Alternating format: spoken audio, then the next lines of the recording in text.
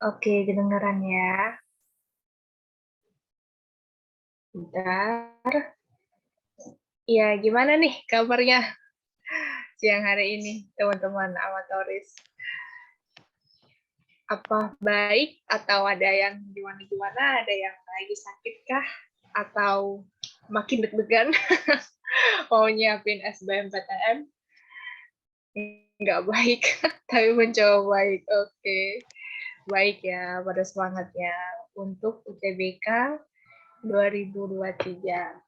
Oke, sehat, sehat, alhamdulillah, sehat ya. Nah, jadi kita di sini belajar sosiologi mengenai interaksi sosial. Yang mana kayak biasa ya, aku bakal jelasin materinya dulu, baru nanti akan ada 10 latihan soal. Jadi mohon diperhatikan, mohon disimak dengan saksama sampai akhir materinya, karena nanti akan ada 10 latihan soal gitu ya.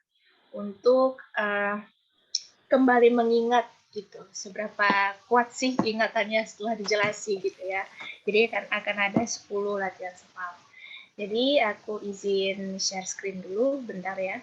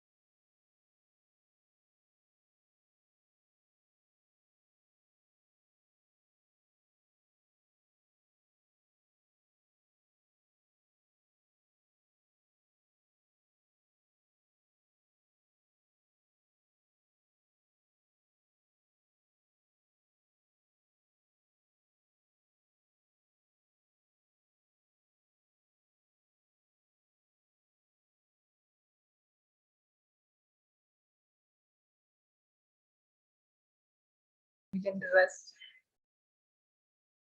Jadi sorry ya teman-teman. Nah, oh di Medan. Najwa di Medan juga ya. Iya, di Medan, di kalau kakak sih deket Bandara Kuala Namu ya di Medan. Jadi mau banjir juga di sini sebenarnya. Jadi ya itu tadi, tapi nggak ini kok, nggak hujan-hujan lagi lah dari semalam ya, dari malam kemarin nggak hujan-hujan lagi. Nah, jadi tolong di mute dulu ya. Siapa tuh kayaknya lagi minum ya. Tolong di mute dulu teman-teman. Oke, di mute dulu ya. Siapa nih? Oke, thank you. Nah, jadi izin share screen sebentar.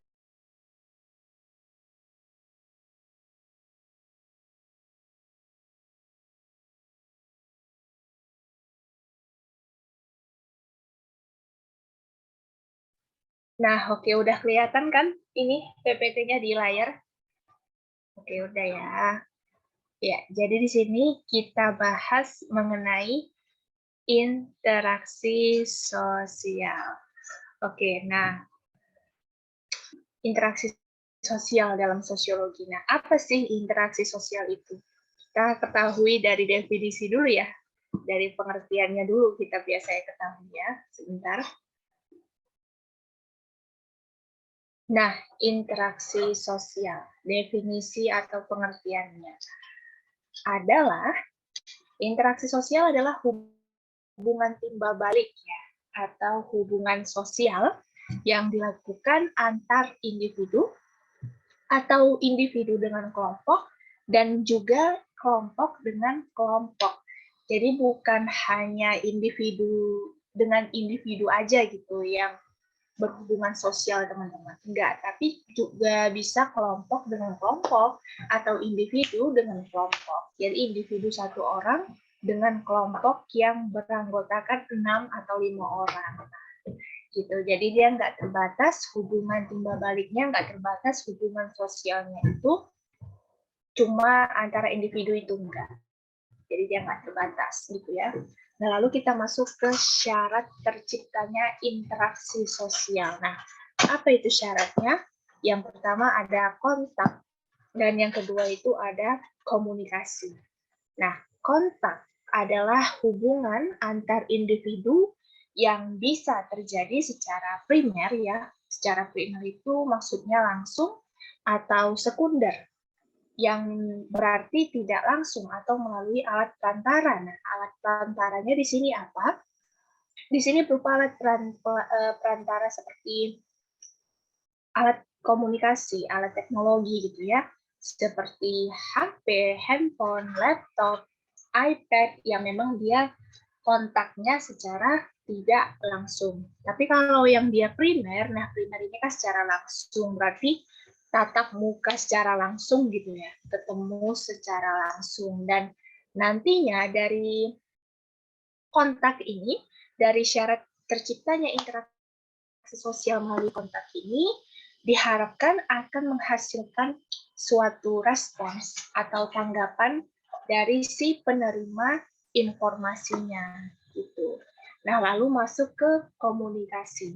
Nah, komunikasi itu adalah proses pengiriman pesan oleh komunikator atau si pemberi pesan ke komunikan atau penerima pesan. Nah, dari komunikasi ini nantinya diharapkan unsur lainnya itu ya kan yang akan dihasilnya itu yang akan dihasilkan itu dari komunikasi adalah media, lalu pesan juga, lalu juga ada tanggapan atau respons dari si komunikan atau si penerima pesan.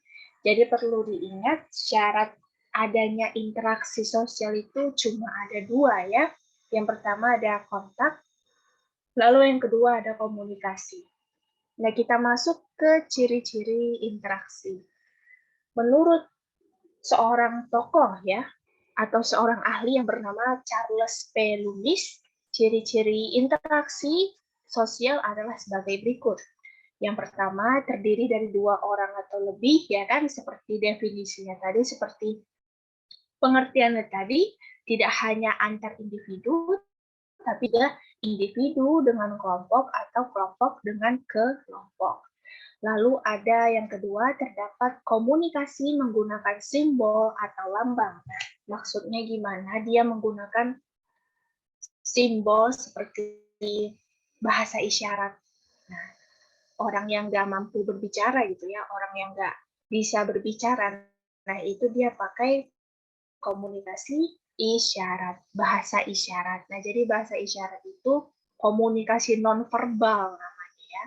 Jadi dia termasuk ke dalam ciri-ciri interaksi sosial supaya nantinya dengan menggunakan bahasa isyarat itu si penerima pesannya ini bisa mengerti apa sih maksud, tujuan atau makna dari si pemberi pesan gitu. Nah, lalu yang ketiga, punya tujuan tertentu. Ada tujuan tertentu gitu ya. Interaksi sosial itu tercipta karena seorang individu atau sekelompok punya tujuan tertentu untuk diselesaikan, untuk didiskusikan. Lalu yang keempat ada terdapat dimensi waktu masa lalu, masa kini atau masa sekarang, dan masa yang akan datang. kita, gitu ya, masa depan. Nah, jadi ada 4 ciri-ciri interaksi sosial. Kita lanjut sebentar. Oke, di sini ada sifat-sifat interaksi sosial. Nah, yang pertama ada aksidental atau tidak direncanakan, yang kedua berulang, yang ketiga teratur, yang keempat berupa rancangan dan aturan, yang kelima ada resiprokal. Nah, kita bahas satu-satu ya. Nah, di sini ada aksidental atau tidak direncanakan. Dia terjadi secara alamiah. Interaksi sosialnya terjadi secara alamiah, yang berarti nggak dibuat-buat gitu ya. Emang terjadi secara alami aja, spontan aja gitu. Nah, ini yang dinamakan aksidental atau enggak direncanakan. Lalu yang kedua ada berulang. Apa itu berulang? Yang berarti terjadi secara berulang-ulang. Enggak cuman sekali itu aja interaksinya di antara mereka, di antara kelompok tersebut, enggak cuma sekali itu aja, tapi keesokan harinya, 2 hari kemudian. Nah, itu interaksi sosial secara berulang-ulang. Lalu yang ketiga ada teratur, yang berarti bahwa interaksinya berjalan secara konsisten dan teratur sesuai dengan pola. Nah, maksudnya sesuai dengan pola ini, sesuai dengan ininya ya, sesuai dengan berjalannya interaksi tersebut. Nah, lalu yang keempat ada berupa rancangan dan aturan. Oleh suatu kebiasaan atau peraturan tertentu yang terjadi pada waktu tertentu sesuai dengan ketetapan atau kelaziman. Nah, kelaziman atau kebiasaan. Jadi emang berupa rancangan dan aturan yang berupa kebiasaan gitu. Kebiasaan yang memang harus ditetapkan dan nantinya harus ditaati. Nah, yang kelima itu ada resiprokal, yang berarti interaksinya itu bermakna. Ada timbal balik yang dilakukan oleh dua orang atau lebih gitu. Interaksinya bermakna sehingga si penerima pesan bisa mengerti apa maksud tujuan atau apa maksud tujuan si pemberi pesannya ini. Dia mengerti maknanya gitu ya. Lalu yang D ada faktor-faktor interaksi sosial. Nah, di sini ada banyak faktor-faktornya ya. Bukan hanya 3, tapi ada banyak. Yang pertama ada imitasi, yang kedua ada identifikasi, dan yang ketiga ada sugesti. Lalu sebentar. Nah, yang keempat ada motivasi, yang kelima ada simpati, yang keenam ada empati. Nah, kita bahas satu-satu. Di sini ada imitasi. Apa sih imitasi itu? Nah, imitasi adalah tindakan meniru sikap, perilaku, atau penampilan fisik seseorang. Nah, dia ingin meniru gitu. Dia ditirukannya baik sikap, perilaku, atau penampilan fisik orang lain. Nah, lalu kalau identifikasi adalah kecenderungan ingin menjadi sama persis, terlihat sama persis terhadap pihak lain, terhadap orang lain. Ini berbeda ya, ini beda dengan imitasi. Kalau imitasi tadi itu hanya menirukan, hanya meniru aja dia.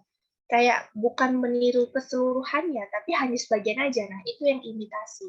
Tapi kalau identifikasi itu semua ditirukannya gitu. Baik dari perilakunya, gayanya, penampilannya gitu ya, tingkahnya, sikapnya. Nah, itulah yang dinamakan identifikasi. Dia keseluruhan ingin menjadi sama persis terhadap orang lain. Itu yang namanya identifikasi. Nah, sugesti, apa itu sugesti? Adalah pengaruh. Pengaruh yang didapatkan oleh seseorang dan sebagainya yang dapat menggerakkan hati orang tersebut. Jadi orang tersebut mendapatkan pengaruh, dia terpengaruh, dan hatinya itu bergerak untuk menjadi peduli, bisa dibilang menjadi peduli atau bisa memperhatikan keadaan orang lain di sekitarnya. Itu yang namanya sugesti. Dia udah terpengaruh dan bisa menggerakkan hatinya gitu. Nah, yang keempat tadi ada motivasi, ya. Motivasi adalah tindakan yang memberikan dorongan dan dukungan gitu ya. Yang namanya motivasi itu pasti dorongan dan support kepada pihak lain secara sadar. Secara sadar gitu teman-teman. Lalu ada simpati, yang kelima adalah proses seseorang tertarik pada pihak lain secara sadar. Yang keenam ada empati, adalah wujud dari simpati yang mendalam. Terkadang ikut merasakan apa yang dirasakan oleh orang lain. Nah, jadi proses seseorang yang tadi simpati itu proses seseorang, dia cuma tertarik aja gitu ya. Simpati itu cuma tertarik aja. Dia enggak langsung ngerasain apa yang orang lain rasain. Nah, itu belum. Itu yang namanya simpati. Tapi kalau empati, dia udah termasuk kepada peduli. Jadi dia udah termasuk ke kepedulian seseorang dan dia ikut merasakan apa yang dirasakan oleh orang lain. Nah, itu yang namanya simpati, wujud yang mendalam, wujud dari simpati yang mendalam. Lalu yang E ada jenis-jenis interaksi sosial. Di sini cuma ada 3 ya, jenis-jenisnya itu cuma ada 3. Nah, yang pertama itu interaksi individu dengan individu, yang kedua interaksi individu dengan kelompok, yang ketiga interaksi kelompok dengan kelompok. Contoh ya, contoh yang pertama interaksi individu dengan individu, contohnya adalah Dina dan Budi itu saling diskusi tentang pelajaran sekolah. Nah, tentang pelajaran sekolah matematika misalnya gitu ya, atau fisika, biologi, kimia, sejarah, dan lain sebagainya. Mereka berdua saling berdiskusi terkait materi yang dibingungkan gitu ya. Lalu yang kedua ada interaksi individu dengan kelompok.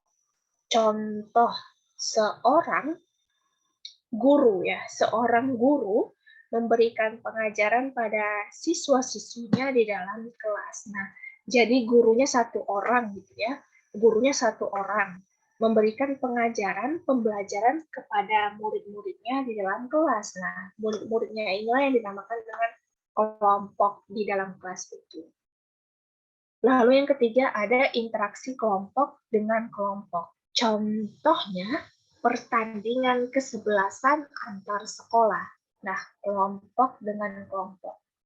Pertandingan gitu ya. Pasti kalau udah lihat pertandingan, pasti mikirnya langsung ke kelompok. Ada kelompok di dalamnya gitu. Ada 2 kelompok. Pertandingan sepak bola, pertandingan bola basket, dan lain sebagainya.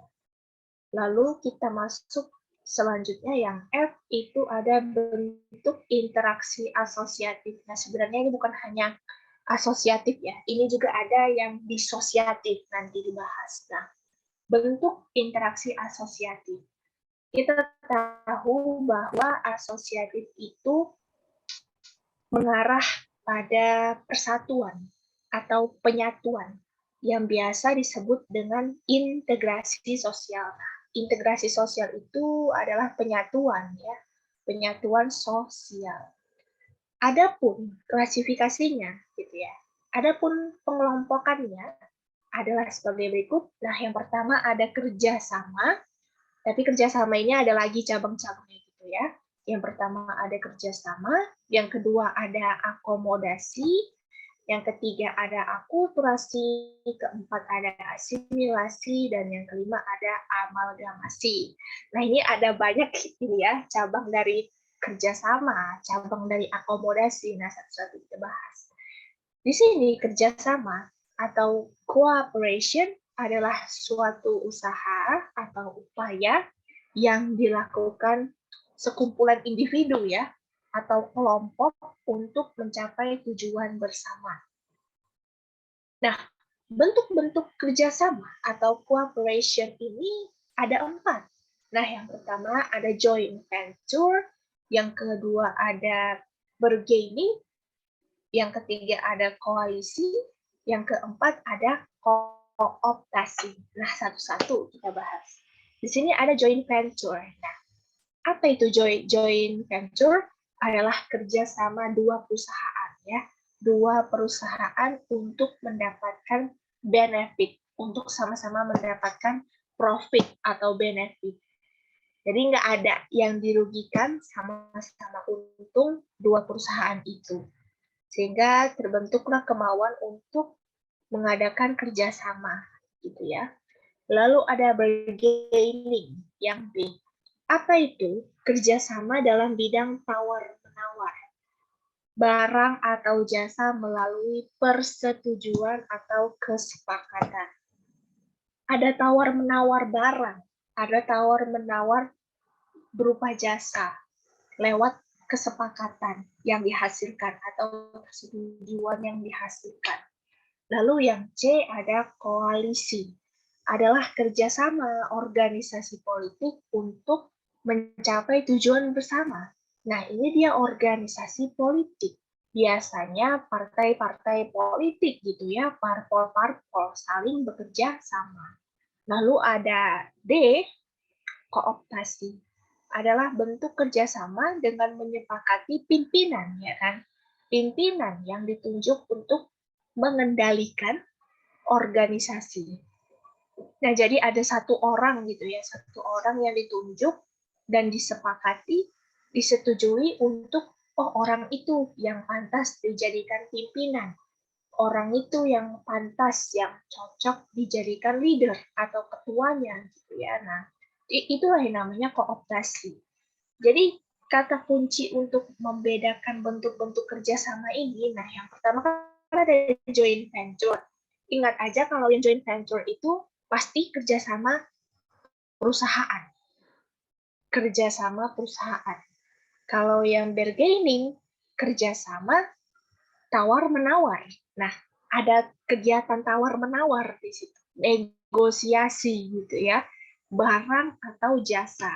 Nah, ini nggak berkaitan dalam perusahaan gitu ya. Ini nggak ada kaitannya dengan perusahaan kalau yang dia bargaining. Nah, kalau yang koalisi itu jelas ada politik, organisasi politik, kerjasama yang dilakukan oleh organisasi politik. Nah, yang keempat, ini organisasi biasa ya, menyepakati pimpinan, leader, atau ketua yang ditunjuk untuk mengendalikan organisasinya. Nah, ini kooptasi adalah kerjasama yang organisasi biasa, gitu ya.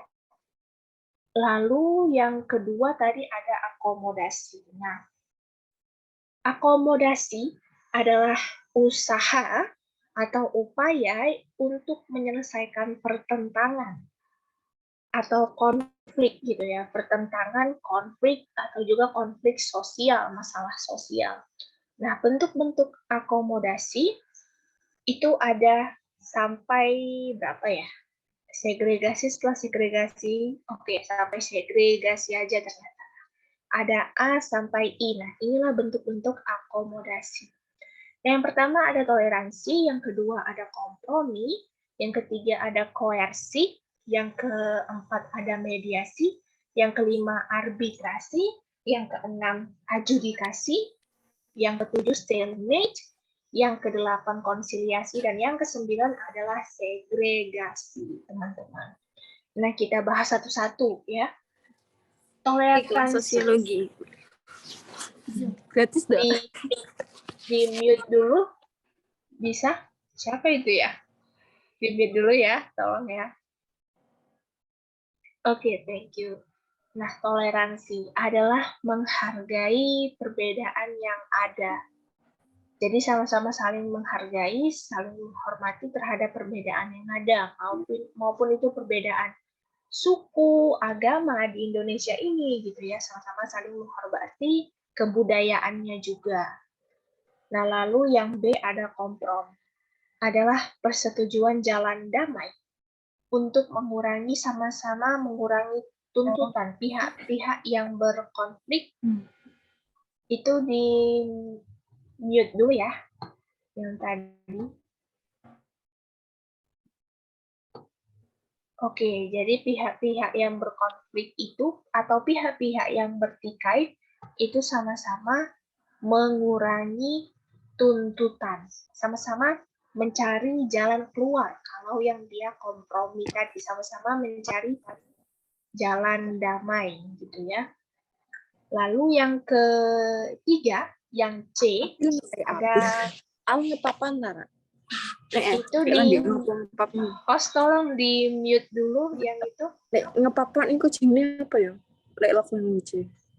Halo, tolong di mute dulu ya. Siapa? Itu termasuk quality time kah? Ora sih. Enggak. Apa ya? Itu. Word orang Host, word tolong mute dulu. Yang lagi ngomong nih. Tapi abi lo bocah ora ngono. Gemini. Kayak Gemini ora sih. Alma tolong di mute dulu ya, Alma. Oke, makasih. Nah, jadi tadi koersi begitu ya, adalah persetujuan dia sama-sama pihak-pihak yang bertikai atau berkonflik sama-sama mencari jalan keluar atau jalan damai untuk mengurangi tuntutan. Nah, kalau yang koersi ini pakai cara paksaan. Konfliknya diselesaikan dengan cara paksaan. Sehingga pihak-pihak yang berkonflik itu salah satu dari pihak-pihak yang berkonflik berada pada posisi yang lemah. Jadi salah satu aja yang ada yang nantinya atau akhirnya berada pada posisi yang lemah. Nah, itulah koersi, pakai cara paksaan atau kekerasan. Nah, lalu yang B itu ada mediasi. Adalah usaha atau upaya penyelesaian konflik melalui pihak ketiga. Ada pihak ketiga di sini yang hanya sebagai penasihat gitu ya. Dan dia tidak punya hak atau tidak berhak untuk memberi keputusan apapun. Dia nggak berhak memberi keputusan apapun. Dia nggak berhak. Dia cuma sebagai perannya itu penasihat. Oke. Nah, lalu yang E ada arbitrasi. Apa itu? Adalah usaha atau upaya penyelesaian konflik melalui pihak ketiga. Nah, ada pihak ketiga juga di arbitrasi yang punya hak. Nah, dia berhak untuk menentukan keputusan dan nantinya harus ditaati oleh pihak-pihak yang bertikai, oleh pihak-pihak yang berkonflik. Nah, itulah arbitrasi. Pihak ketiga itu perannya menentukan, membuat keputusan gitu ya. Lalu yang F ada adjudikasi. Nah, usaha penyelesaian konflik melalui meja hijau atau pengadilan. Adjudication, ya kan? Seringnya dibilang adjudication. Nah, itulah yang namanya adjudikasi. Konfliknya udah besar nih. Udah nggak bisa lagi diselesaikan secara sekedar pihak ketiga yang menentukan atau sekedar dikasih nasihat, itu udah nggak bisa. Konfliknya berarti udah besar. Pantasnya, cocoknya diselesaikan di pengadilan, meja hijau. Nah, itu yang namanya adjudikasi. Lalu yang G ada stalemate. Adalah keadaan yang mana pihak yang berkonflik gitu ya, mempunyai kekuatan yang sama. Jadi mereka sama-sama kuat dan konfliknya berhenti pada titik tertentu. Mereka sama-sama kuat. Jadi mereka nggak perlu lagi gitu ya, nggak perlu lagi mencari jalan damai atau jalan keluar seperti yang kompromi tadi. Nah, itu kan sama-sama mencari jalan keluar nih kan, dirundingkan dulu ini jalannya gimana, jalan keluarnya gimana, solusinya gimana. Nah, kalau stalemate, pihak-pihak yang berkonflik itu udah punya kekuatan, sama-sama kuat, dan masalahnya berhenti pada titik tertentu. Lalu yang H ada konsiliasi. Adalah usaha penyelesaian konflik dengan cara dengan cara mempertemukan pihak-pihak yang berkonflik melalui lembaga sosial untuk menyelesaikan konflik. Nah, melalui lembaga sosial. Nah, kalau lembaga sosial itu yang kita ketahui kan ada lembaga agama ya, lembaga budaya, lembaga pendidikan, lembaga hukum bahkan dan lain sebagainya. Nah, biasanya kalau lembaga hukum itu kan meja hijau ya, yang kayak adjudikasi tadi. Jadi Kalau lembaga hukum itu pasti masuknya ke adjudikasi, karena dia pengadilan, meja hijau. Nah, beda dengan konsiliasi. Maksudnya di sini lembaga sosial yang selain dari lembaga hukum, seperti lembaga pendidikan, lembaga budaya, lembaga agama, gitu ya. Pokoknya selain lembaga hukum, nah itulah yang melalui selain lembaga hukum itu yang dinamakan konsiliasi. Lalu yang I ada segregasi, adalah upaya untuk menghindari konflik dengan saling menjauh. Jadi pihak-pihak yang berkonflik itu, pihak-pihak yang saling bertikai itu, dia konfliknya udah selesai gitu aja, dengan sama-sama saling menjauh. Nggak ada kompromi apa-apa, nggak ada merundingkan apa-apa gitu ya. Ya udah sama-sama hilang aja gitu konfliknya. Mereka saling menjauh, akhirnya hilang sendiri. Nah, itu yang namanya segregasi. Kita lanjut ke yang berikutnya. Nah, di sini ada akulturasi. Akulturasi yang ketiga itu adalah proses perpaduan ya, atau bisa juga dibilang percampuran gitu ya. Dua kebudayaan atau lebih tanpa menghilangkan ciri khas, karakter, atau kepribadian budaya aslinya. Nah, dia ada perpaduan dua budaya atau lebih, percampuran, tapi dia nggak menghilangkan budaya asli. Itu intinya. Itu yang dinamakan akulturasi. Contoh, musik keroncong yang merupakan akulturasi musik Italia yang dicampur dengan atau yang dipadukan dengan lagu berbahasa Indonesia. Nah, itulah yang dinamakan akulturasi. Dia nggak menghilangkan budaya Italianya, dia nggak menghilangkan budaya Indonesianya juga. Jadi sama-sama ada, keduanya sama-sama ada gitu ya. Nah, ini termasuk akulturasi. Nah, kalau yang asimilasi keempat adalah proses peleburan dua atau lebih budaya yang berbeda membentuk budaya yang baru yang dirasakan sebagai budaya bersama, yang dirasakan atau yang dirasakan seperti kebiasaannya bersama. Nah, jadi asimilasi ini adalah kebalikan dari akulturasi tadi, gitu ya. Kalau akulturasi kan dia udah perpaduan, asimilasi juga bisa dibilang percampuran, peleburan gitu ya. Tapi bedanya kalau asimilasi ini dia menghilangkan kebudayaan yang aslinya, menghilangkan ciri khas atau karakter budaya aslinya. Ya itu yang namanya asimilasi. Perumpamaan asimilasi adalah bisa dibilang begini ya, A tambah B sama dengan C. Nah, C-nya itulah budaya barunya.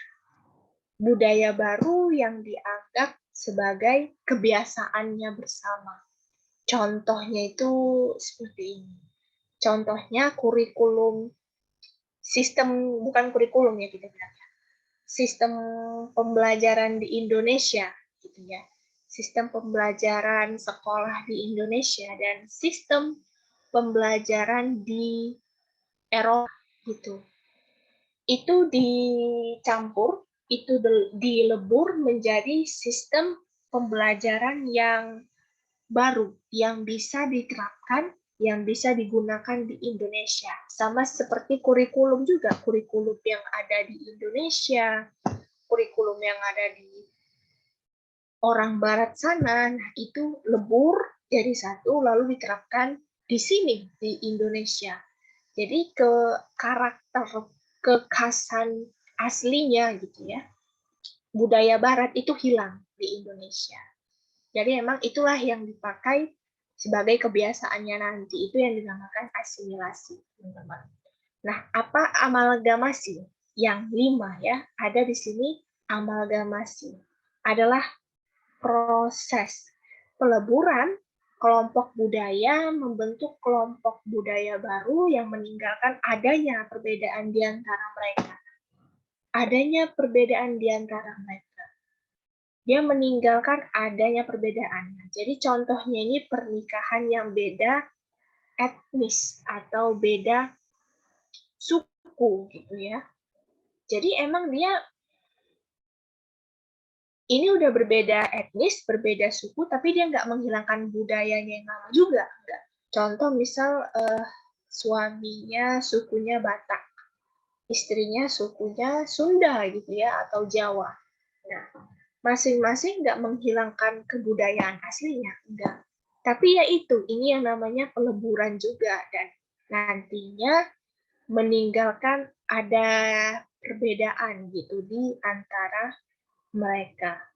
Nah, ini udah ada dibagikan feedback ya, feedback tutor. Nah, ini tolong diisi ya, teman-teman di chat box. Oke, nanti aja diisinya nggak apa-apa ya. Lalu yang G ada bentuk interaksi disosiatif. Adalah bentuk interaksi sosial yang mengarah pada perpecahan ya, atau mengarah pada disintegrasi sosial. Jadi ada kata dis di sini, disintegrasi sosial. Kalau yang tadi kan asosiatif, yang penyatuan gitu ya, yang menyatu. Kalau yang ini perpecahan. Nah, di sini ada tiga bentuk disosiatif.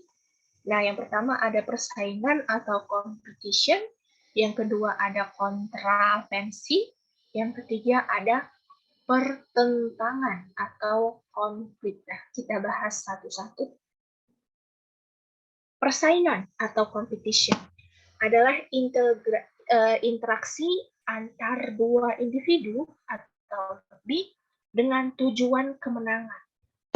Dengan tujuan kemenangan tanpa adanya maksud menyakiti pihak lawan. Contoh pertandingan sepak bola. Sama-sama mau menang gitu ya kan. Tapi kan nggak mungkin dua-duanya menang gitu. Salah satu tim aja gitu yang menang ya kan. Tim A lawan tim B. Tim B pada akhirnya yang menang. Nah, kan nggak dua-duanya gitu ya yang menang. Jadi emang maksudnya ini competition, kompetisi, persaingan, nggak punya maksud menyakiti pihak lawannya juga, tapi di sini ya bersaing secara sehat. Itulah yang namanya persaingan. Lalu yang kontravensi adalah interaksi dengan usaha menggagalkan pihak lawan dengan cara fitnah. Ya. Dia pakai cara fitnah, provokasi, atau intimidasi. Nah, intimidasi ini kayak menakut-nakuti pihak lawannya, menakut-nakuti, gertakan gitu ya, mengancam. Nah, itu yang namanya kontravensi. Contoh, melakukan tindakan adu domba. Melakukan tindakan adu domba kepada individu atau kelompok lain. Nah, lalu yang ketiga ada pertentangan atau konflik. Adalah proses interaksi individu atau kelompok dengan sadar atau tidak sadar menentang pihak lain disertai ancaman atau kekerasan untuk mendapatkan tujuan. Contoh, konflik antar individu ya, konflik antar etnis, konflik antar agama. Konflik ini sebenarnya bukan hanya konflik antar individu aja gitu ya. Kalau konflik antar individu namanya konflik pribadi gitu, masalah pribadi. Tapi kalau dia udah antar etnis, antar agama, nah itu yang namanya konflik sosial atau masalah sosial yang bisa dirasakan oleh banyak orang. Nah, itu yang dinamakan konflik antar etnis contohnya, dan juga konflik antar agama. Kalau antar individu cuma pribadinya aja yang tahu masalahnya itu gitu kan. Nggak semua orang yang tahu. Gitu. Nah, ini ada yang nanya, nanti dijawab ya di akhir sesi materi ini bakal dijawab ya. Bentar ya. Ini satu poin lagi, satu ini lagi yang mau dibahas. Nah, tinggal satu ini aja. Nah, di sini ada keteraturan sosial dalam masyarakat. Keteraturan itu merupakan tindakan yang tertib dan teratur berdasarkan nilai dan norma yang berlaku dalam masyarakat. Nah, berdasarkan nilai. Nilai itu apa? Sesuatu yang menjadi pedoman atau sesuatu yang menjadi panutan. Dan norma adalah aturan yang harus ditaati atau dipatuhi. Nah, ini berlaku dalam masyarakat. Unsur-unsur keteraturan sosial adalah yang pertama ada pola, yang kedua ada keajegan, ya, ajeg gitu, keajegan. Yang ketiga ada order, yang keempat ada tertib sosial. Nah, kita bahas satu-satu. Yang pertama ada pola. Pola di sini maksudnya adalah keadaan dengan pola yang tepat. Pola yang tepat dan ajeg. Nah, ajeg ini artinya teratur. Jadi kalau keajegan itu keteraturan dalam interaksi sosial yang dijadikan panutan bagi individu atau kelompok lain. Nah, yang dijadikan panutan atau pedoman gitu ya. Ini yang dinamakan dengan pola. Lalu yang kedua ada keajegan adalah kondisi keteraturan yang tetap sebagai hasil dari tindakan dan sesuai dengan nilai dan norma. Nah, keteraturan yang emang dia dihasilkan dari tindakan sosial yang berdasarkan nilai dan norma yang berlaku dalam masyarakat itu. Nah, yang ketiga ada order, adalah sistem norma dan nilai yang berkembang dan diakui serta dipatuhi oleh seluruh anggota masyarakat. Nah, ini yang dinamakan nilai dan norma itu harus dipatuhi, harus benar-benar ditaati. Itu namanya order. Lalu yang keempat ada tertib sosial. Adalah suatu kondisi yang mana masyarakat berperilaku sesuai dengan kewajiban dan haknya. Sesuai dengan kewajiban dan haknya. Serta sejalan, sesuai gitu ya, berdasarkan status dan perannya. Nah, berdasarkan status dan peran yang dimilikinya. Itulah yang dinamakan dengan tertib sosial. Selain dari pertanyaan di chatbox, ada yang mau ditanyakan lagi? Kira-kira udah selesai materinya? Kakak tunggu sampai jam 15 berapa ya?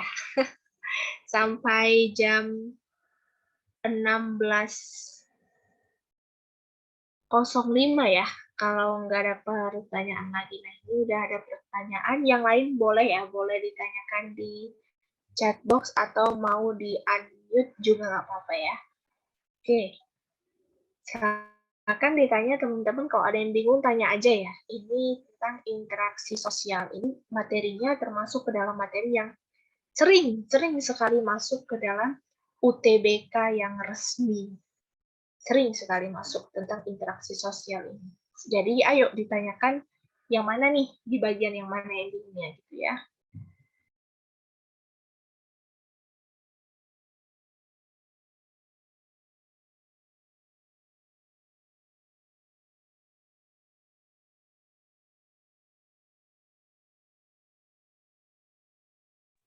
Oke, yang di chat box ya, yang di chat box sebentar. Ini tadi ada yang raise hand ya, bentar ya. Ini kita lihat yang di chat box dulu, yang tentang perbedaannya. Perbedaan, the difference of kontraversi and kontroversi. Nah, kalau dia yang kontraversi itu ya, kontraversi tadi kita ketahui adalah interaksi yang mana interaksinya itu ada usaha menggagalkan pihak lain, individu lain, kelompok lain dengan cara paksa, fitnah, provokasi, atau intimidasi, menakut-nakuti. Contoh dia mengadu domba, gitu. Itu yang namanya kontraversi. Kalau yang ini tadi, kontroversi ya, dia nanya tadi tentang kontroversi itu kan semacam ini aja sebenarnya. Semacam perdebatan atau pertentangan. Nah, kontroversi itu perdebatan atau pertentangan. Sebenarnya hampir mirip-mirip gitu ya, kontra dan kontroversi. Mirip-mirip. Jadi kalau kontroversi itu hanya ininya aja, hanya pertentangan atau perdebatannya aja, nggak sampai mau memfitnah, nggak sampai mau memprovokasi, menakut-nakuti, nggak kontroversi, nggak begitu, nggak sampai begitu. Lebih bahaya lagi sebenarnya yang kontroversi. Jadi itu dia. Kalau kontrol, dia hanya berdebat, hanya bertentangan aja, nggak ada maksud fitnah, provokasi, intimidasi itu dia nggak ada. Kalau kontravensi ini yang lebih jahatnya itu istilahnya. Nah, kita lanjut. Semoga bisa membantu ya. Ini yang nanya siapa nih? Ye, ini yang nanya siapa? Oke, sama-sama ya. Nah, ini ada Ati. Nah, Ati mau nanya apa, Ati? Udah raise hand. Boleh di unmute aja nggak apa-apa, Ati. Bentar ya, yang di chat ya. Halo? Halo, Ati? Ada yang mau ditanyakan? Di unmute aja, Ati. Ya. Oh iya, makasih Kak. Jadi di sini mau nanya, bisa dikasih nggak contoh nyatanya dari sifat-sifat interaksi sosial itu kayak aksidental tuh gimana contoh nyatanya? Terus juga sama di bagian akomodasi, bisa dijelasin nggak contoh-contoh nyatanya juga gitu, supaya ada bayangan gitu aja sih Kak, terima kasih. Oke, yang di sini ya. Oke, sifat-sifat interaksi sosial dulu ya. Bentar ya. Nah, di sini ada 5 ya, sifat-sifat interaksi sosial itu ada 5 di sini. Yang pertama ada aksidental atau tidak direncanakan, berulang, teratur, berupa rancangan dan aturan. Lalu ada respirokal. Ini sebenarnya respirokal ya, bukan respikoral tapi respirokal gitu. Nah, di sini ada aksidental atau tidak direncanakan. Benar contohnya gitu ya, atau maksudnya itu gini. 2 orang atau lebih, dia interaksinya itu dia dalam membangun interaksi, dalam mengadakan interaksi sosial, itu benar-benar nggak direncanakan. Nggak ada rencana nih mau berinteraksi sama dia, nggak ada rencana nih mau ketemuan sama dia gitu. Tiba-tiba ketemu aja entah di mana. Nggak tahu kita di mana, tiba-tiba terjadi aja interaksi. Padahal sebelum-sebelumnya nggak ada tuh mau interaksi, menjalin hubungan sosial dengan dia. Jadi emang secara alami, emang ya udah ketemu aja tiba-tiba. Nah, itu yang dinamakan aksidental atau tidak direncanakan. Nah, lalu yang berulang, maksudnya interaksi sosial itu terjadi secara berulang-ulang. Contohnya, individu dengan kelompok berinteraksi enggak pada hari Senin aja, tapi mereka berinteraksi sampai seminggu. Hari Senin, Selasa, Rabu, Kamis, Jumat, Sabtu, Minggu. Nah, seminggu mereka berinteraksi. Nah, itu namanya berulang-ulang. Nggak cuma sekali, ada 10 kali interaksi dalam sehari. Nah, itu bisa juga dianggap secara berulang-ulang. Lalu yang ketiga ada teratur ya. Teratur yang berarti bahwa interaksi itu berjalan secara konsisten, berjalan secara teratur, konsisten, terorganisasi dia, sesuai dengan pola tadi, sesuai dengan pola, sesuai dengan nilai dan norma yang ditetapkan. Contohnya seperti itu. Seseorang individu dengan kelompok menjalin interaksi atau hubungan sosial secara konsisten sesuai dengan nilai dan norma yang ditetapkan.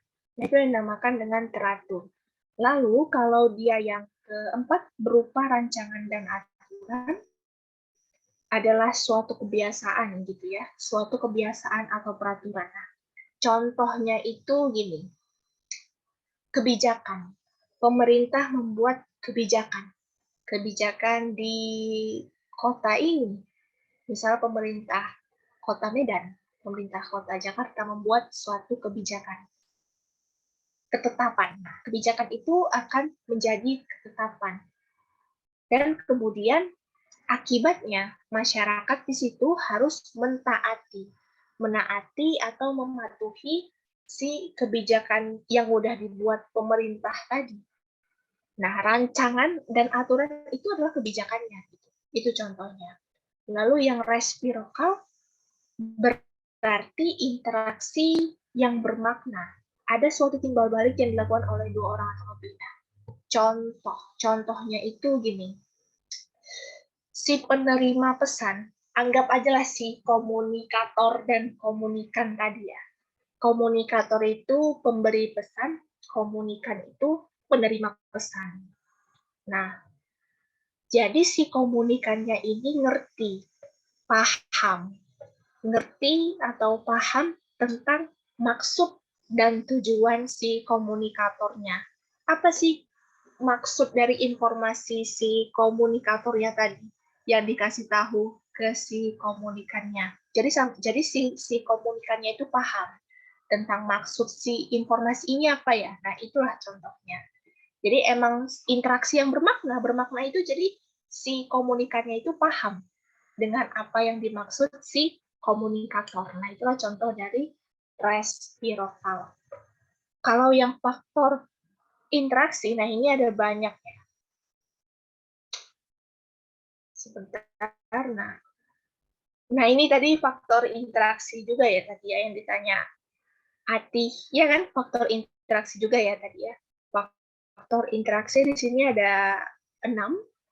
Nah, yang pertama itu ada imitasi, identifikasi, sugesti, dan lain sebagainya. Satu-satu ya, kita kasih contohnya sebentar. Nah, imitasi. Imitasi adalah tindakan meniru sikap, perilaku, atau penampilan fisik, penampilan orang lain. Dia meniru. Dia hanya sekedar meniru. Cuman sekedar meniru perilakunya aja, atau meniru perilakunya aja, sikapnya aja, penampilannya aja. Dia nggak secara keseluruhan gitu. Meniru tuh nggak secara keseluruhan meniru. Dia cuma salah satunya aja gitu yang ditirunya. Nah, itu yang dinamakan contoh dari imitasi. Ada seseorang individu yang dia menirukan sikap individu B, individu A meniru sikap individu B, dia cuma sikapnya aja yang ditiru. Tapi kalau perilaku, kebiasaan, penampilan, nah itu enggak ditiru dia. Cuma salah satu aja yang ditiru dia. Nah, itu yang dinamakan contoh dari imitasi. Lalu ada identifikasi, adalah kecenderungan ingin mau jadi sama persis terhadap orang lain. Nah, ini yang lebih tinggi levelnya daripada imitasi. Kalau imitasi kan tadi cuma niru aja gitu ya. Niru gimana gaya dia ngomong, niru gimana penampilan fisik dia. Nah, cuma sebatas itu aja, nggak keseluruhannya ditiru dia gitu. Tapi kalau identifikasi, ini kecenderungan benar-benar dia mau jadi obses. Dia kayak obses, tergila-gila. Nah, tergila-gila terhadap orang lain, dia ngefans gitu ya, sehingga dia mengubah semuanya. Mengubah perilakunya, sikap dia, gaya berpakaian dia gitu ya, gaya bicara dia, sama persis seperti orang yang dikaguminya, seperti orang yang digemarkannya. Nah, itu dinamakan identifikasi. Benar-benar mau terlihat sama persis pokoknya dari segala aspek. Nah, itu dinamakan identifikasi. Nah, kalau sugesti adalah pengaruh yang dapat menggerakkan hati seseorang. Pengaruh yang dapat menggerakkan hati seseorang. Nah, ini sebenarnya nanti ada di contoh soal kalau sugesti. Dia dapat pengaruh, kemudian hatinya bergerak. Hatinya bergerak untuk membantu orang lain. Nah, ini yang dinamakan sugesti. Dia mendapatkan pengaruh, atau juga bisa tuh contohnya gini. Dia dapat pengaruh dari orang lain dan menggerakkan hatinya untuk mengerjakan sesuatu, untuk mengerjakan tugas misalnya. Nah, lalu yang keempat tadi ada motivasinya. Adalah tindakan memberikan dorongan dan dukungan kepada pihak lain secara sadar. Dia termotivasi. Kalau motivasi kita udah umum ya, sebenarnya motivasi itu kayak kita dengar seorang motivator, dia memberikan dorongan, dukungan kepada anak-anak yang mau ini masuk meraih PTN ya, PTN impiannya, mau itu UI, IPB, UB, dan lain sebagainya. Nah, dia memberikan dorongan dan support kepada si anak-anak ini. Itu namanya motivasi. Kalau simpati, nah simpati ini dia cuma sekedar tertarik. Dia cuma sekedar tertarik. Belum ada sikap kepeduliannya. Dia cuma tertarik lihat penampilan orang itu, lihat sikap orang tersebut, lihat perilakunya. Nah, dia cuma sekedar tertarik. Belum ada kepedulian. Nah, ini yang dinamakan simpati. Tapi kalau empati adalah wujud dari simpati yang mendalam. Nah, ini baru namanya kepedulian. Dia peduli. Terkadang ikut. Dia bisa ikut merasakan apa yang dirasakan orang tersebut. Gitu, hati. Dia bisa ikut merasakan. Ini namanya kepedulian. Dia membantu orang yang terkena bencana itu ya, orang yang terkena banjir yang mengungsi di satu tempat yang aman. Nah, dia membantu apa gitu ya, dari segala bantuan sosial atau apa, dia peduli, dia bisa merasakan apa yang dirasakan oleh orang lain, kesusahan gitu ya, akibat adanya banjir, terdampak banjir. Nah, itu yang dinamakan dengan empati. Gitu, Ati. Nah, semoga bisa dipahami ya, semoga bisa membantu. Nah, ada yang bertanya lagi. Oke, bentar ya, ada yang bertanya lagi di... Oh, ini ada yang Meng namanya. Ngikutin gaya hidup termasuk identifikasi.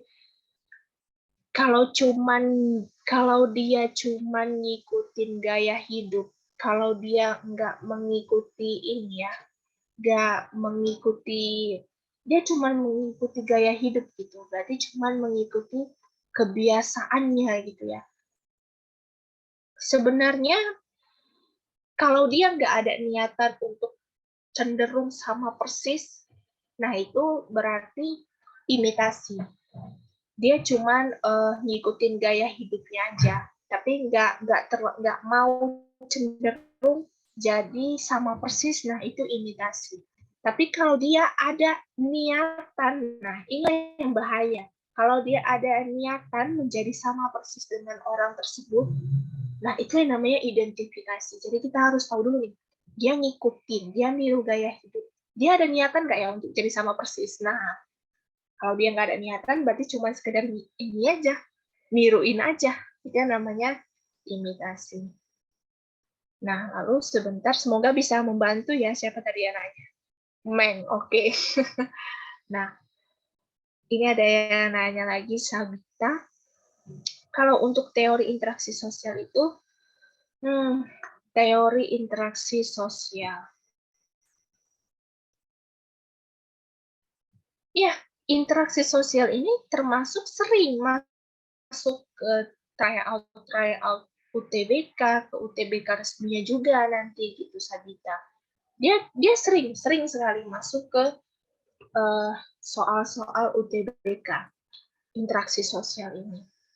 Jadi makanya harus dipelajari banyak-banyak ya, dipelajari ulang-ulang aja sosiologi ini. Nah, lalu iya, sama-sama, Meng. Semoga bisa membantu ya, Sabita. Iya, dia termasuk sering sekali masuk ke TO-TBK. Yang akomodasi. Oke. Akomodasi tadi ada banyak ya. Kalau dijabarin satu-satu, takutnya waktunya nggak cukup ya. Belum lagi ini tadi ada latihan soal nantinya. Nah, akomodasi. Yang mana tadi ya? Tunggu, akomodasi. Nah, ini wow, ada sampai I gitu ya. Dari pengertiannya aja sebenarnya kita udah tahu sendiri gimana cara buat contohnya. Jadi dibaca aja dulu, Ati ya, dibaca aja dulu pelan-pelan. I sampai A, dari A sampai I, dibaca aja dulu pelan-pelan. Jadi kalau toleransi itu dua orang atau lebih saling hargai perbedaan yang ada. Tapi kalau kompromi dia sama-sama cari jalan keluar, sama-sama cari jalan damai gitu ya. untuk mengurangi tuntutan, koersi dia pakai kekerasan, paksaan. Jadi pada akhirnya salah satu pihak itu ada di posisi yang lemah. Nah, mediasi ada pihak ketiga, tapi dia cuma sebagai penasihat aja. Lalu yang arbitrasi ada pihak ketiga juga, tapi dia berhak memberi keputusan. Adjudikasi dia dilakukan di pengadilan meja hijau. Stalemate dia memiliki pihak-pihak yang bertikai atau yang berkonflik punya kekuatan yang sama. Jadi emang dia dua kelompok ini itu punya kekuatan yang sama. Mereka nggak berunding tentang jalan keluar, enggak. Pokoknya punya kekuatan yang sama aja, sehingga konflik ini berhenti pada titik tertentu. Konsiliasi, cara pihak-pihak yang bertikai dipertemukan kembali dan diselesaikan melalui lembaga sosial. Lembaga sosialnya bisa lembaga pendidikan, lembaga ekonomi gitu ya, atau lembaga budaya, selain lembaga hukum. Nah, itulah yang termasuk konsiliasi. Segregasi pokoknya orang-orang yang berkonflik, dia dengan saling menjauh aja gitu ya. Dengan saling menjauh aja tiba-tiba konflik itu berhenti. Dua orang atau lebih berkonflik, nggak ada apa-apa, nggak ada merundingkan apa-apa gitu ya. Berhenti aja pokoknya konfliknya. Nah, gitu ya, Atik, semoga bisa membantu. Sebentar. Nah, kalau yang kontroversi tadi kan dia cuman pertentangan aja. Dia cuman pertentangannya aja. Dia cuman pertentangan, cuma sekedar berdebat. Nah, itu yang namanya kontroversi. Karena kita lihat orang berdebat, bertentangan pendapat gitu ya. Nah, itu yang dinamakan kontroversi. Orang yang berdebat, bertentangan pendapat, itu yang dinamakan kontroversi. Itu contohnya. Dia nggak sampai sejahat kontra. Kalau kontroversi itu paling jahat. Dia pakai cara memfitnah, memprovokasi, menakut-nakuti, atau intimidasi gitu ya, mengancam, memberi gertakan. Nah, itu yang namanya kontroversi. Kontroversi tadi kan contohnya adu domba gitu. Melakukan adu domba terhadap pihak lain. Nah, itu yang lebih jahatnya lagi. Sebenarnya kontroversi cuma debat biasa gitu aja sebenarnya. Ada pertentangan pendapat, perbedaan pendapat. Tapi kalau kontra itu yang lebih jahatnya lagi gitu. Kalau yang pertentangan, ini termasuk ke dalam kontroversi ya. Pertentangan ini termasuk ke dalam kontroversi. Gitu ya, Ati. Lalu, nah ini ya benar, ini kata si Y, bantu jawab kalau materi interaksi sosial itu sering di UTBK, cuma sosio, emang lebih banyak analisis ya. Ya ini benar, lebih banyak cerita-cerita analisis kasus itu. Kalau naik teori juga jarang didaku. Oh, sebenarnya kalau intinya iya, interaksi sosial ini lebih cenderung ke soal-soal ceritanya, analisis contoh kasusnya seperti apa gitu. Ini maksudnya sih. Nah, kita kembali, kita lanjut ini ya, lanjut latihan soal ya. Kita sampai jam 5 nih teman-teman, kemungkinan kita lanjut ke latihan soal ya. Bentar aku share screen dulu. Nah, nanti bakal kelihatan kok gimana contoh-contoh soalnya ya. Ini ada 10 soal yang emang berdasarkan dibuat mirip UTBK. Jadi benar-benar teman-teman dapat gambaran nanti dari 10 soal ini.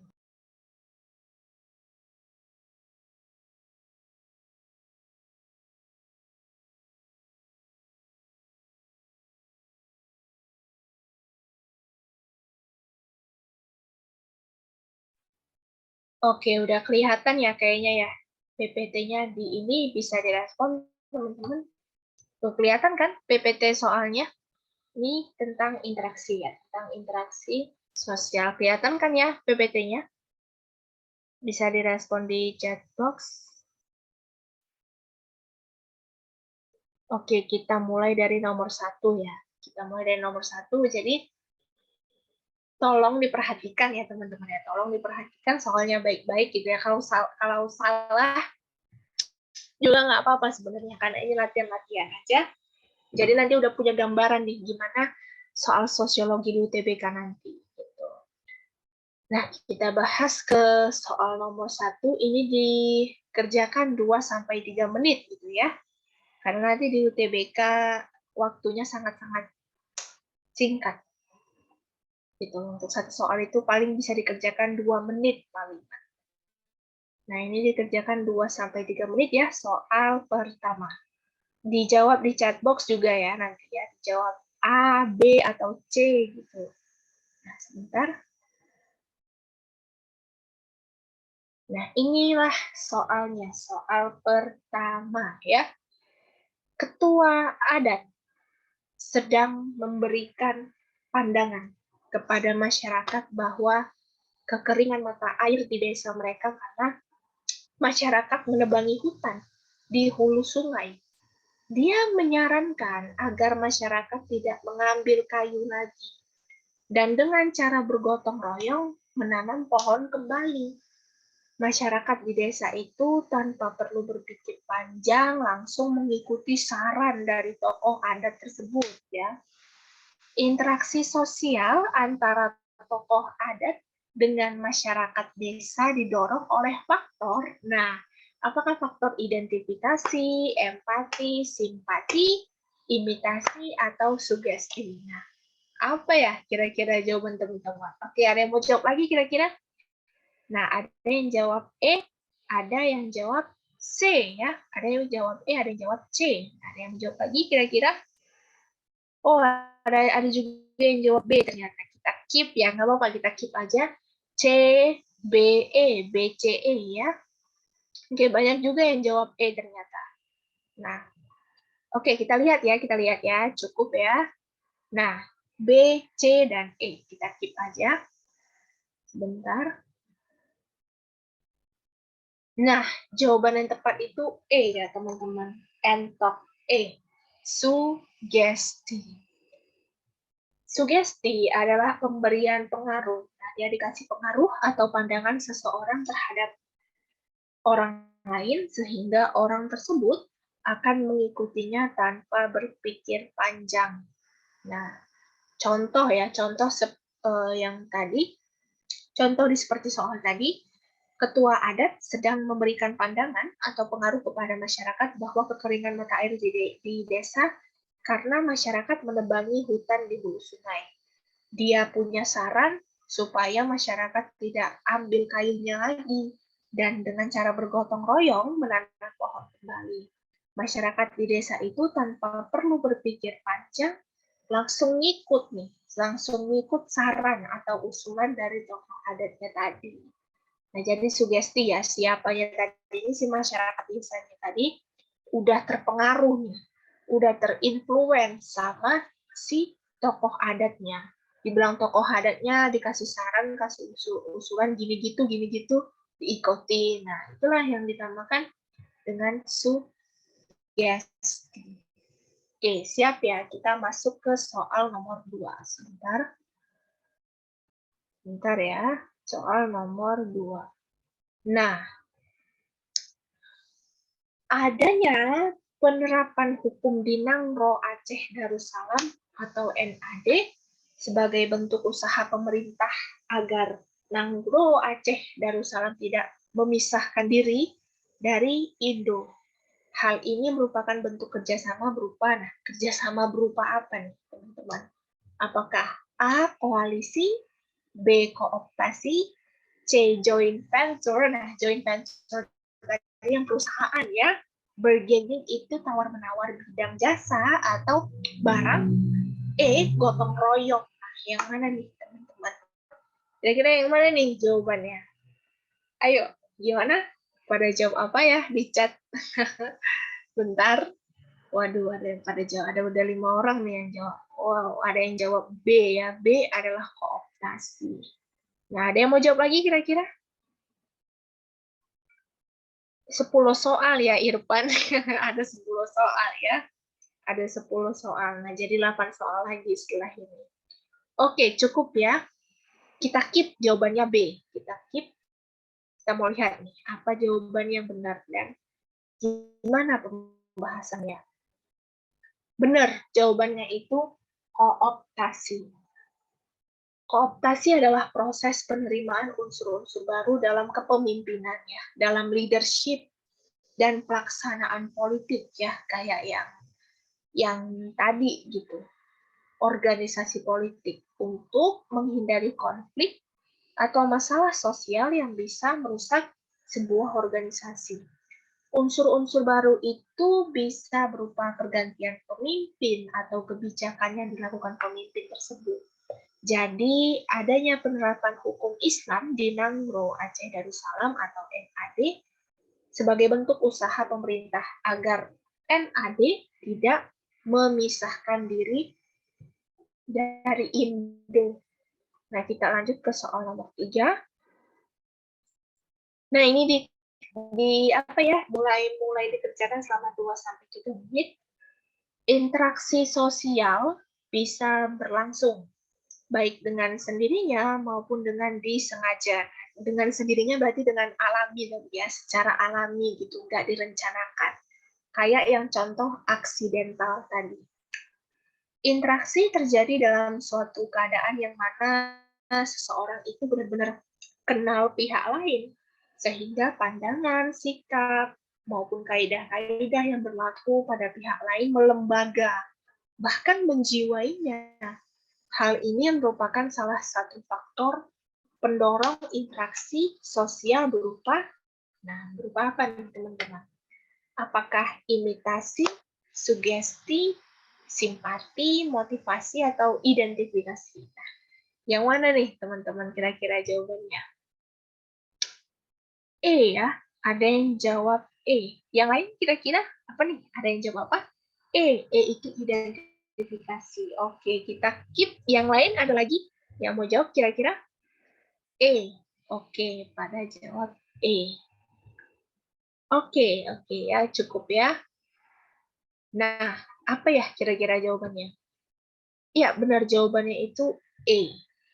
Interaksi sosial merupakan hubungan-hubungan sosial yang dinamis ya, yang berarti yang terus bergerak dan menyangkut hubungan antar orang-orang dan perorangan, antara kelompok-kelompok, maupun antara orang perorangan dengan kelompok manusia.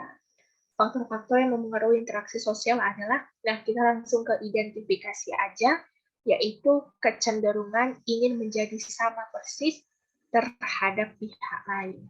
Seperti yang di soal gitu ya, benar-benar mengenal pihak lain, baik sikap, pandangan, perilaku, nah benar-benar menjiwainya. Nah, ada kata kecenderungan mau menjadi sama persis, menjiwai gitu ya. Nah, itu yang dinamakan dengan identifikasi. Nah, kita lanjut ke soal nomor 4. Nah, faktor yang dapat mempermudah terjadinya proses asimilasi itu apa? Faktornya apa? Apakah bergaining, joint venture, amalgamasi, koalisi, atau adaptation? Nah, ini yang mana nih kira-kira teman-teman? C ya, C. Apa itu? C, amalgamasi. Oke, ada yang mau jawab lagi kira-kira? Oke, amalgamasi sepertinya dekat-dekat ya, dengan asimilasi kayaknya dekat-dekat sih amalgamasi ya. Oke, kita lihat jawaban dan pembahasannya. Nah, benar, jawabannya itu amalgamasi. Faktor yang dapat mempermudah terjadinya asimilasi antaranya adalah amalgamasi yang merupakan pernikahan campuran, toleransi, sikap terbuka pada kelompok lain gitu ya, adanya musuh bersama dari luar, sikap menghargai, menghormati kebudayaan lain, dan ada kesempatan yang sama dalam bidang ekonomi. Nah, lanjut ke soal nomor 5 ya. Sebentar.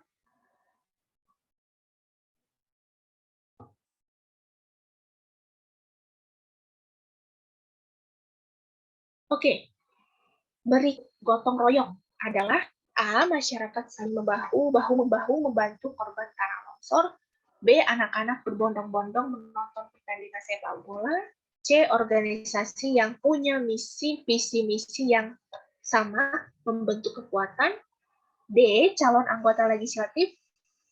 Apa nih? Calon anggota legislatif berdebat ya dalam menyampaikan visi dan misinya. E. Pedagang dan pembeli melakukan tawar-menawar atau bargaining tadi ya untuk menentukan kesepakatan harga. Nah, jadi apa nih kira-kira jawabannya teman-teman? Ada yang jawab A, tadi kayaknya juga ada yang jawab B ya. Oke, Pak Dwi, banyak yang jawab A. Oke, gotong royong. Berarti A itu masalah saling membahu-membahu. Nah, apa ya jawabannya yang benar? Nah, sebentar. Iya, jawabannya itu A.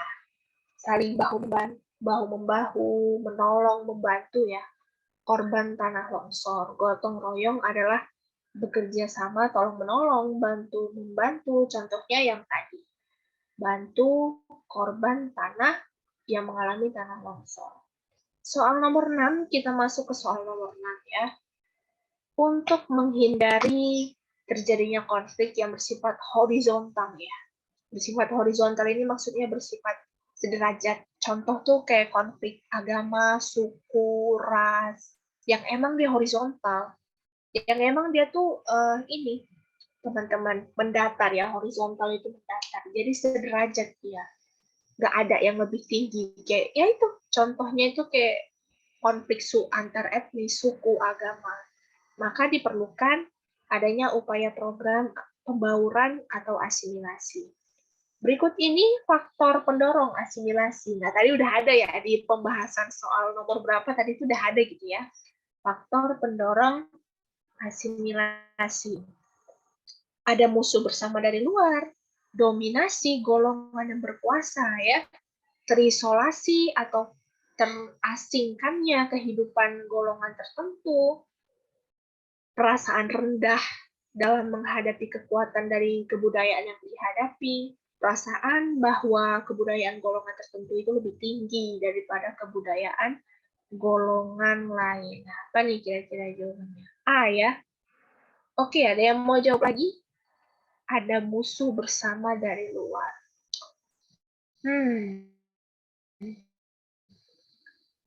Ya, jawabannya adalah, jangan lupa diisi ya teman-teman, itu link absensinya ya, sebentar. Jawabannya apa ya? Nah, benar jawabannya itu A, ada musuh bersama dari luar. Nah, amalgamasi tadi juga termasuk gitu ya.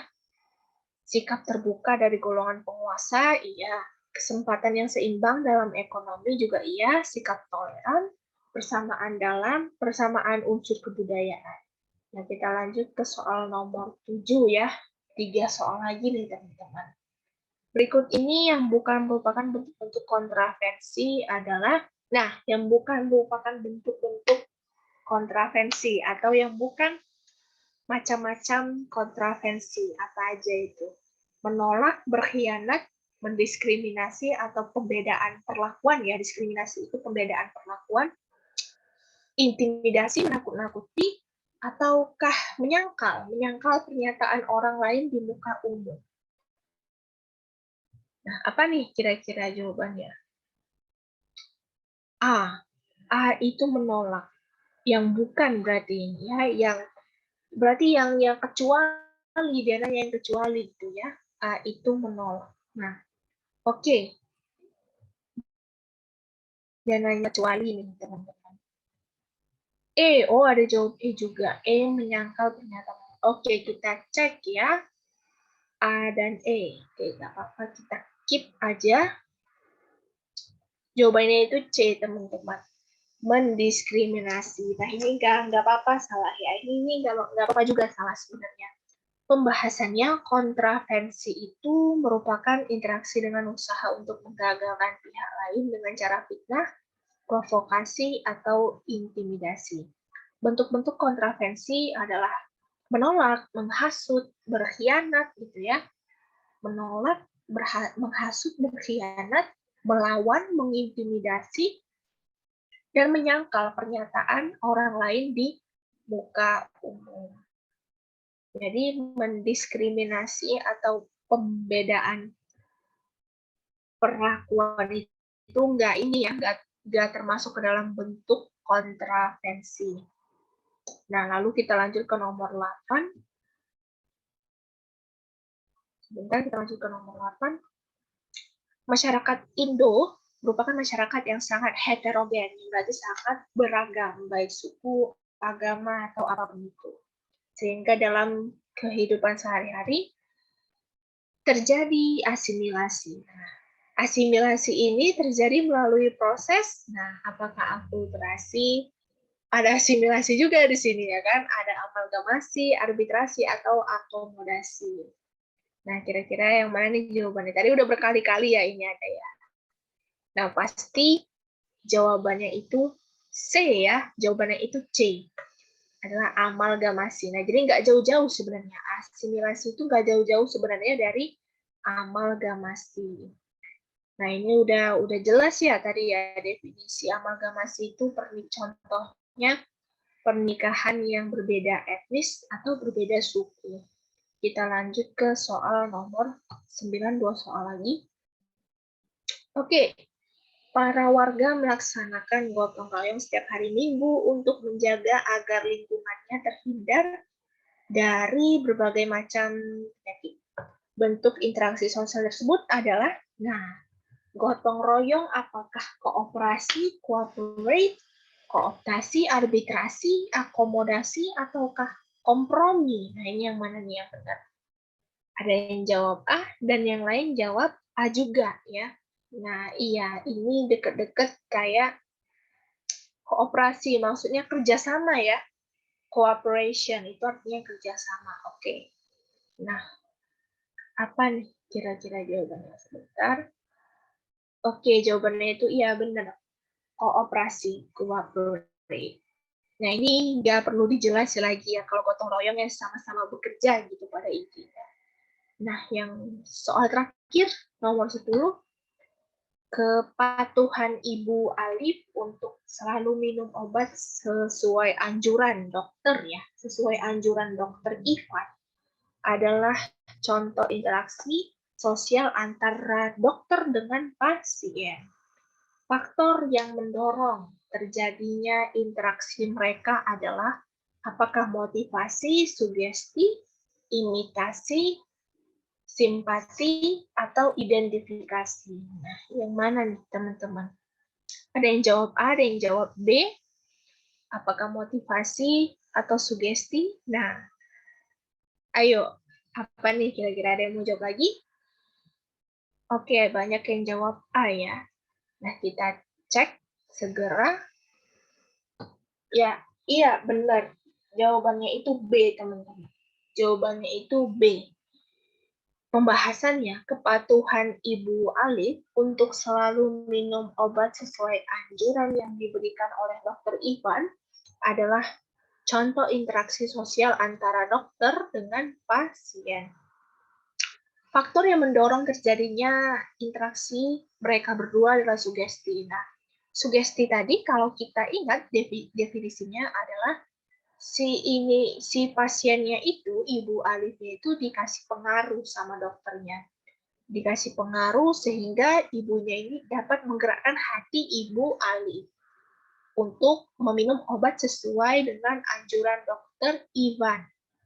Seorang dokter menganjurkan pasien Ibu Alif untuk meminum obat. Nah, jadi benar-benar si Ibu Alifnya ini dapat pengaruh nih, terinfluence dari si dokter Ivan. Nah, oke, makasih banyak teman-teman semua. Udah sore juga gitu ya. Udah hampir mau jam 5. Jadi tolong diisi link evaluasinya ya yang ada di chat box, tolong diisi.